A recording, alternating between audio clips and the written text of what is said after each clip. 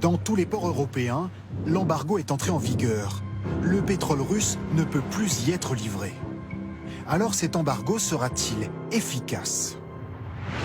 Cela concerne 1 million de barils par jour, l'équivalent d'1,5 milliard d'euros par mois que l'Europe ne paiera plus à Moscou. Nous voulons réduire le revenu que Poutine tire des ventes de pétrole, car il finance sa guerre barbare avec. L'embargo va en plus se durcir. Aujourd'hui, le pétrole brut est interdit.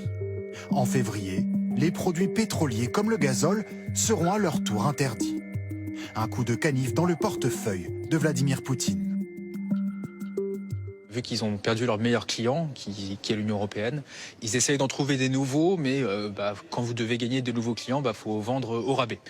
Donc c'est les soldes sur le pétrole russe, et ils vendent à moins 30, moins 40% à destination de l'Inde et la Chine.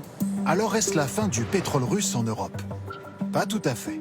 Car si les pays de l'Union européenne se sont mis d'accord pour ne plus importer de pétrole russe, il y a une exception. La Hongrie pourra toujours en recevoir par oléoduc. Ensuite, la Russie sait comment contourner l'embargo, vendre son pétrole brut à des pays en Asie comme l'Inde, qui le transforment et le revendent ensuite à l'Europe.